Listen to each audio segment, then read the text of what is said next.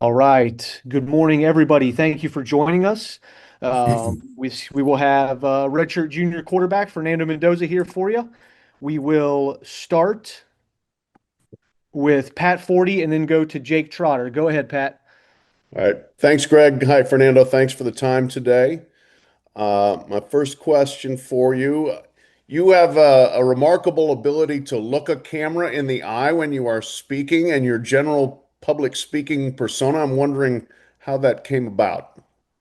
Yeah, well, I appreciate being on the Zoom, Mr. Forty. That is a great question. I would say that eye contact is something that my mom has instilled for me from a young age, and a lot of coaches have instilled for me in a young age. I was from youth football to middle school to high school. People have always told me you listen with your eyes, not your ears. And so whenever I would be taking a knee, the coach after practice, I'd be looking around like la di la di da. They would always be like, Fernando, look at me. So I would say that looking someone in the eyes not only shows importance, but it shows that you care about the time and care they being there. So that's something that I always try to reflect.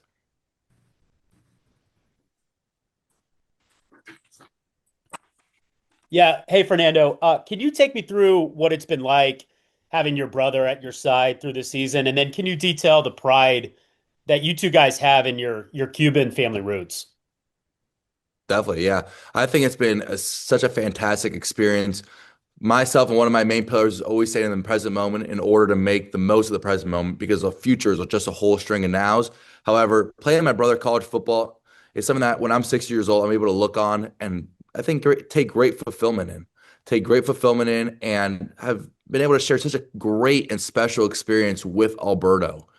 And not only do Alberto and I play football not for ourselves, not for this fulfillment and satisfaction of ourselves. We have a lot of whys why we do it for. And one of the whys is our mom. And another whys is our entire family. And our entire family comes from a Cuban background. All of our grandparents were born and raised in Cuba. So that is something that we always take deeply to heart. Alberto and I have actually visited Cuba one time back in high school. And so that is something that's always in the back of our mind is not only playing for ourselves, but playing for more, whether it's our family, our nationality, or God. All right. Next up, we'll go to Mike Nislek and then RJ Young. Yeah, Fernando, how have you I mean, the quarterback's in the spotlight all the time, no matter what, locally and everything, and your team, but how have you felt you've dealt with the national spotlight? Have you found it to be challenging at all as this has kind of picked up through the season? Yeah, I would love to sit here and lie to you and say that, yeah, it's been smooth. However, I would say it's a little challenging, but like any challenge, there's always an opportunity with it. There's always an opportunity to praise the Lord, to praise my teammates, to praise my coaches. So whenever the challenge presents itself, and I used like to see it as an opportunity. I like to see an opportunity to talk to all you wonderful folk. It's such a great opportunity to talk to the national media, local media, or whoever it is. So with the spotlight, and the spotlight, with the pressure of it, it comes a privilege. Like we are so blessed to be 11 and 0 at this point, and right now we're just focused on being 1 and 0. But like you said, there are some challenges, but it's honestly just a great opportunity to give the praise to other people around in this program that they deserve. Could you maybe share one of the challenges that you found? Yeah, I would say not this Zoom specifically, but throughout the entire season, as the season ramped up, and really after the Illinois week, there's a lot more media requests that we got from our team, and I wanted to shout out Mr. Campbell for helping us, for helping myself instead of front loading my media, saving to the bye week, so I'm able to maintain my normal Monday, Tuesday, Wednesday, Thursday, and Friday routine that's been working, and so I'm able to keep that consistency rather than throw a wrench in the schedule where I need to take a 2 hour off for a media interview, which is fantastic because we want to highlight the IU program, want to highlight our teammates, and honestly, I want to highlight just what we're doing here at Indiana. But I think it's great the schedule that we've had, and this Zoom itself, I think is a great representation of how we've dealt with those challenges and made the most out of our opportunities. We'll go RJ and then Chris Camrani. Fernando, I've heard you mention your mom a couple of times and her being your why. I wonder if there's an anecdote you could tell us about when that became very, very clear to you that your mom was going to be your why playing football. Yeah. First of all, thank you, Mr. Young, for being on the Zoom. Really like your stuff. So my mom, she was our always my inspiration in life from a young age. She was the one who taught me to throw a football. She was an amazing athlete herself. She was actually a tennis player at the University of Miami. And throughout a young age, she was always there by my side. She was the overprotective mom per se. And she has always been a positive light and inspiration before and after MS. And to see her maintain that positivity and light throughout what she's struggling with, it's never gave myself an excuse to ever have a bad day, whether it's a bad lift, bad practice, or bad game. When I see her and what she goes through and how she's fighting, how hard her fight is, I'm never ever in a situation where I think that I can feel down on myself and not have a positive attitude and a smile on my face. And with her, it's always that unwavering belief. There's an interview that I saw that Tom Brady said that there's all the greats always have someone with unwavering love and confidence in that person, whether it's a parent, whether it's an uncle, whether it's a brother or sister. And I think that person for myself is my mom. Not saying by any means that I'm a great or anything like that. But I would say that she's been a huge part of my success. And someone like that has been a huge part of a lot of people's success in the past, whether it was in high school when I was crying on my bed because I was like, wow, like I really want to play college football. I think I'm better than a lot of these kids, but I'm getting no offer. She's like, oh, don't worry, your first offer is going to come. And then it was Yale, and I was fantastic. It was like one of the best days of my life. And then after that, she's like, you're gonna get a Power Four offer. And I'm like, mommy, like FIU and FAU aren't even offering me. Like, how am I get a Power Four offer? I'm out here. I'm just grateful for D1 FCS offer, and then I ended up coming. And whenever I got in first at Cal, she's like, you're gonna do great. You're gonna help turn that program around. And I was like, I don't even know. I know, like, I'm on the sideline here. I don't even know if I could play. These guys are moving so fast. And so whatever she said has came to light, and I just can't thank her enough for everything that she's been a part of my journey. And that is really my why. Both of my parents are my why because my dad and my mom are such great inspirations, role models to myself. But just the pillars that my mom has instructed me from a young age with that unwavering belief and confidence in myself has really exponentially increased my success here in the football space. We'll go to Chris and then Mike Merritt. Hey, Fernando, in the history of college football, we've had one player of Hispanic or Latino descent who has won the Heisman Trophy. That was Jim Plunkett back in 1970. We could potentially see two players of Latino and Hispanic descent be nominated for the Heisman Trophy with you and Diego at Vandy. I guess I just wonder for you, what does that mean to be able to represent two communities in the sports realm that I think you could say are historically underrepresented from a football perspective? Yeah, I would say, first of all, it's such an honor. It is such an honor. I've seen a lot of Diego stuff throughout his years when he was back at New Mexico State, and because he beat Auburn over there, and we played Auburn the next year. So I've watched his highlights before, and I've seen his amazing journey through Vandy, and to be able to have that opportunity and honor to be able to not only do something for yourself, but also to glorify it into a nationality and to put on for a larger audience is always such an honor and great opportunity. And that is something like we talked about before is my why. It's not only my family, it's the people around me, whether it's a program, my nationality, and then it's God. So I would say that it is such an honor to be able to have that privilege. However, I don't want to get too far ahead of myself. Right now, all my focus is on, in this present moment, the Zoom, and then overall this week, it's on Purdue. Although we have a bye week this week, it is still on Purdue because they are a great football team and organization there. So it would be an honor, but honestly, I can't control those things. I can't control who gets invited, who gets nominated, who wins. So right now, I'm just trying to make the most of my present moment and enjoy it while it is. We'll go Mike Merritt and then to Jawan Strader.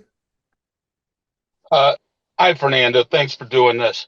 I'm curious, you've talked in the past about why you picked Indiana in terms of Coach Signetti. Why do you think it has worked so well between you two? Yeah. When I entered the transfer portal, it was a little bit of a whirlwind. There's a couple schools that I was heavily considering, and it was a really tough decision. It was a really tough decision not only to leave the University of California, Berkeley, but also to choose Indiana. And I would say a big part of that decision was my little brother because he was able to tell me the good and the bad of Indiana while I was trying to figure out the good and the bad of these other schools. Not saying there's a lot of bad at these other schools or bad at Indiana, just the overall pros and cons of each situation there.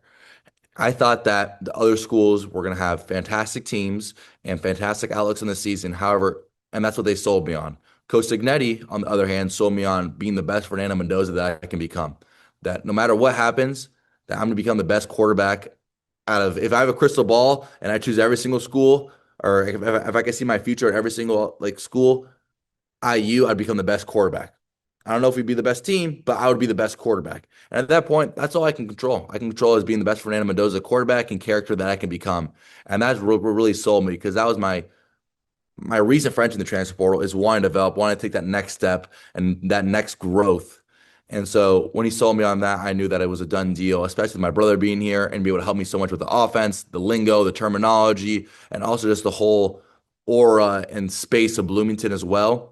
I thought that it was a no-brainer, and it was, and so far, it's been a good decision, but need to keep on proving that decision right. All right, we'll go to Juwan and then Jesus Ortiz.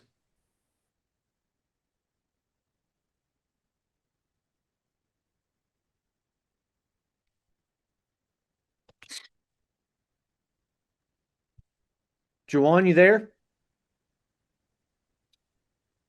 Can you hear me? Yes. Okay, there we go. Fernando, first of all, thank you for doing this. I'm going to interview your father and Coach Dunn here in about 2 hours at your Love it. at your high school. So I'm going to be talking to them here shortly. But thank you for doing this, man. Really appreciate it, especially being a Hoosier alum myself from a class of '95. I got to ask you, how does it feel not only to represent Hoosier Nation, but to represent South Florida on such a big stage? Yeah, Hoosier Nation has welcomed me with open arms. Ever since I got here, it's always been, everything's been positive. Everything's been positive, and it's such a warm and cozy town in that feel where it's such a tight community. Whether it's a football player, basketball player, or student, everybody's always welcome, and it's always positive support. For myself, I haven't received any negative backlash, which is huge, especially at such a high football program that, sometimes if there's an off game or something, you never know. But I would say that Hoosier Nation has really welcomed me in as one of their own, and I can't thank them enough for it. And it's really meant a lot to me and my family throughout this entire season, more than anyone could even imagine. South Florida, I believe, is the hotbed of football. It is not only the best speed down there, I think it's the best overall high school football down there. Although a lot of people would say that Texas and California are up there, I believe in the quality of football in South Florida, and I think that's what helped me develop. When I went to college, the first thing a lot of people say is the game gets sped up. However, for me, it was only just a little bit of an increment because evidently most college players are better than high school players. But I would say that's because of my environment in South Florida. There's a lot of other states like Texas and California that I've had great players. However, for myself and the speed of the game, especially for the processing point of a quarterback, it has been so special for myself to be able to have those experiences against playing against our corner, D'Angelo Pons, who's an All-American corner, playing against the Jeremiah Smith is, playing against all these different other players that have gone on and had fantastic success in their college and in the NFL careers in order as a quarterback to have that processing speed, to have that experience of, okay, I'm going to get got sometimes, but I need to bounce back and have some resiliency and to get them again and to order to come on top and have that win. And with such a great football program like Christopher Columbus football is, it's not only helped me become a better person, but it's also helped me become a great football player with the coaching that Coach Dunn and all the coaches over there has provided. We'll go to Very Jesus nice. Ortiz and then Matt Weaver.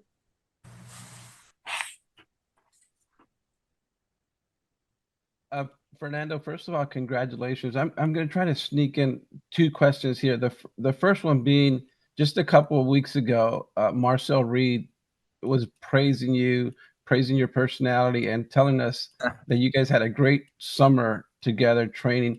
I want to know if you could share a little bit about that personality and if there's a memory that really sticks out.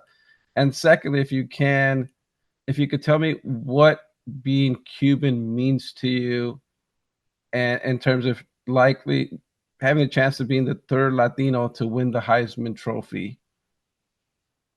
Yeah, first of all, Marcel and I were able to train for a weekend over the summer, and he was a great guy. I known his success at Texas A&M and that he was one of the emerging college superstars, and I was able to see it on the field when we were playing and training on the field together. We were not only having a great time, but I was able to see what a fantastic player he is. After we worked out, we actually stayed the same quarterback trainer's house together, and it was great. Watching playing NCAA together, the video game, talking, hanging out. He's just a really good and genuine guy, and what you see is what you get with Marcel. It's not some type of persona or front that he puts on. He is really just a genuine and nice guy, and that's something that I've been so excited to see his success. Just because obviously he's a great football player. I mean, he's in the Heisman talks, and his team is doing fantastic at A&M, but also just what a great guy he is as a person. And that's a guy that, I would like to hang out with, that I like to hang out with, and that I would like to hang out with again, whether it's just getting dinner, whether if you play football or not, that's a guy that you would like to hang out with and kick it with. All right, we'll go Matt Weaver and then Joe Cronin. Hey, Fernando, how's it going? Doing great, Mr. Weaver. You mentioned this week, excuse me, in an interview that one of the things that Coach Signetti in Indiana told you on was when you come here is being the best version of yourself, the best Fernando Mendoza. Where do you think you've improved the most as a player, and how much is I'm sure he's been a big part of it, but what has Coach Whitmer meant to you and your improvement since you came to Bloomington? I don't even think I can put it in words how much Coach Whitmer has meant to me, not only on the physical standpoint, but also the mental standpoint of the game. He has been such a blessing and honestly one of the huge reasons that I've been having the season that we've had so far, especially from a quarterback play standpoint. He's really helped me become from a raw prospect to more refined. There's still a long way to go. You see, there's this half of the screen to go, a long way to go. But we've gone from here to, I would say we've made a good jump.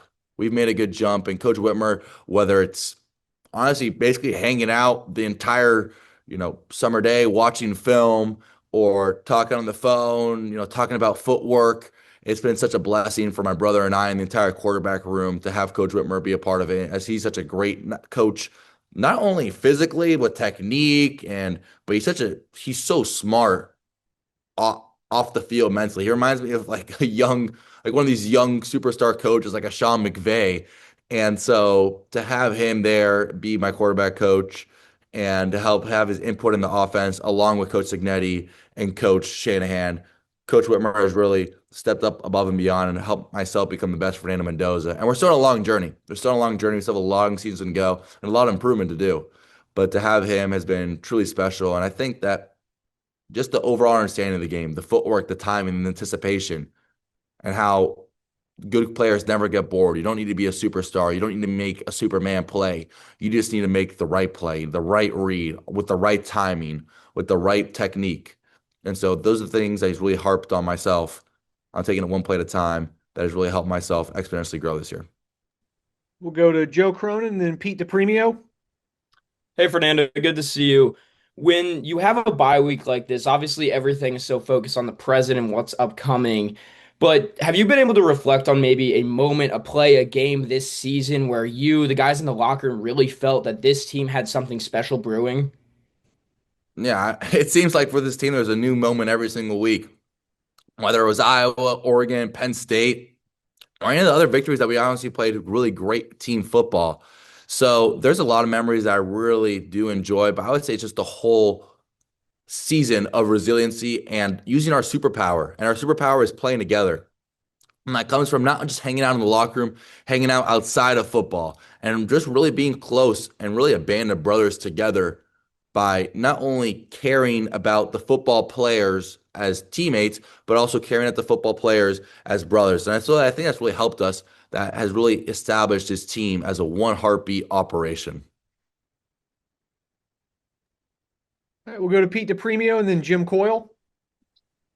Yeah, hey Fernando. Again, thanks for taking the time. I'm kind of curious. It seems like the best players are at their best under adverse conditions. You've had some games where there's been an interception, a sack, and it seems like then your resolve really kicks in. Can you kind of talk about the process and how you approach those, some of these end of game situations? Yeah, I grew up watching my football idol, Tom Brady. He was the man, and he strived in those resilient situations. And someone who's dealt with a lot of adversity in high school, in the recruiting process, that's something that I've always been able to fall back on. I would say like there's been a lot of games, especially at Cal, that I've been punched in the face before. Not literally, but some adversity were to happen like that. And that has been a great learning lesson for myself in order how to respond to that punch. And when they give you a jab, to duck, and you might get hit by the jab, but you're going to give them an uppercut and knock them out. And so I would say that the resiliency is a huge part of my game, and it's really about the mental performance. I meet with a mental psychologist, a sports psychologist every week, and I think that's helped my game exponentially as we're always focusing on what can we control. The next play is what we can control. That's the most important thing. You can't control the last play, no matter how hard you think or how hard you try.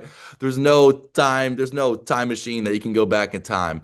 So I would say it's all about being grateful and having gratitude in the present moment, allowing your nervous system, whenever you're nervous in those pressure situations, in order just saying, hey, that's my body getting ready. That's my body that's going to play better in these situations because it's giving my body essentially like more energy and more focus.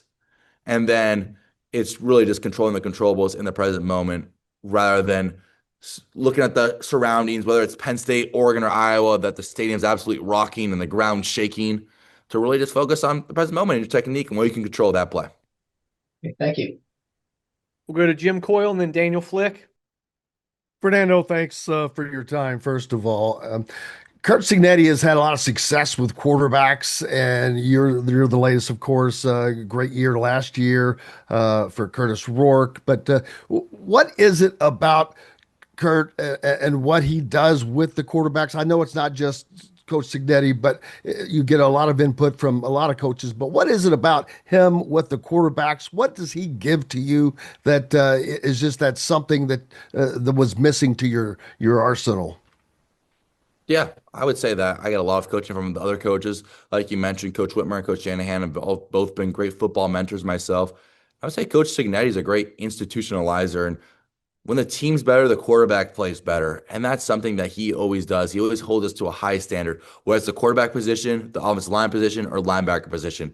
And so that standard raises the tide for everybody. And I would say that's what makes so many quarterbacks successful is whether people want to say it or not. Being a successful quarterback, not just a talented one, is a lot by situation. And so the situation that Coach Cignetti has not only coached his quarterbacks into, but put his quarterback into, has made a lot of quarterbacks successful, such as myself. We'll go to Daniel Flick and then Seth Toe. When you look at kind of handling that Heisman hype, what advice have you heard that's really helped you just, kind of really stuck throughout that process of handling that? Yeah, I was able to talk to Matt Leinart a couple of weeks ago, and he's a Heisman Trophy winner, fantastic quarterback, and now he's a great TV personality. His advice was similar that I got from a lot of others, but his really stuck with me is this only happens once. A lot of people, unless you're Tim Tebow, but a lot of people only go through this once and then they end up heading to the NFL or just, I mean, things happen. To just enjoy it, to take the present moment in. This is so special that although that you can kick it down the can down the road, that what an honor it is and how grateful and I mean just giving all the glory to God. I mean how great it is that I'm in this situation and that you're in this situation. And so whenever I hear about it, it's just I'm thankful about it. I don't have anxiety looking forward to it like, oh, what's gonna happen here and there? What if? I'm just like, wow, that's so cool. I never thought that I'd be at this moment, at this point. I just gotta be grateful for it and keep on chugging because all that matters is this bye week and Purdue. We'll go to Seth and then to Sammy Jacobs. Yeah, Fernando, just when you played football in the backyard growing up, just what did you kind of picture your future in the sport looking like? Like, was, the being, in this Heisman race, like, was that something you kind of dreamed about growing up, playing in the NFL? Just what did you kind of picture your journey looking like when you were a kid? Yeah, I've always been a huge football fan. Always been a huge college football fan, high school football fan, and NFL fan.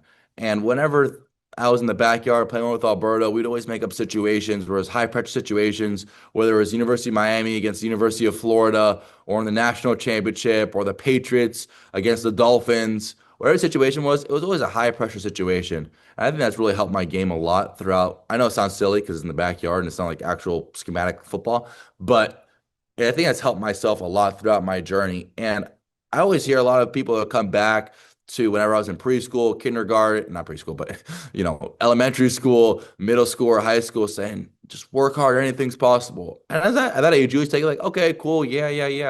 Did I ever think this was possible if I had to bet money on it? No. But it's so great what, God's plan is and what you could do with a strong work ethic and a great support cast around you. I wouldn't say that this is, the pinnacle of my career by any chance. I think I still have a long way to go. I still think I'm a raw quarterback prospect. However, it's been great to be a part of this opportunity. And, at a young age, I didn't have a young crystal ball. I wasn't this young prodigy who was, a five-star coming out of high school or the next big thing. But I would say that I'm just so grateful to be in the position that I am right now. And just can't thank the support staff I have around myself enough, and can't thank the Lord enough. All right, we'll take two more. We'll go Sammy Jacobs and then to Eli. Fernando, thank you for taking our questions today. Coach Cignetti said you guys needed the bye week. How do you balance getting enough rest, both mentally and physically, and keeping sharp? And then also you have Purdue coming up. Have you learned the significance of that rivalry? Can you feel it in the building? And what's your take on just playing for the old Oaken Bucket? Since I've got here, everyone's always talked about the Oaken Bucket, talked about the rivalry with Purdue. A lot of people here are calling them Purdon't. However, I've never played them, so I can't call them anything because they're a great football team on film, and they're something to be taken extremely serious. And watching them on film, they're a really good football team. They're a really good football team. It's going to be a tough, gritty match. I think the weather conditions, it might snow over there, which would be really interesting. And I just can't wait to get a bite at the rivalry, just to be able to experience it, be able to play in it against such a great team, such a great defense that they have. And it's such an honor. It is such an honor to play Purdue, and not only to get here, but see the Purdue rivalry within basketball, which is a huge rivalry, in football, and really just see the alumni and how they harp on it. And really just can't wait to keep the Oaken Bucket and control the controllables in order for us to do so.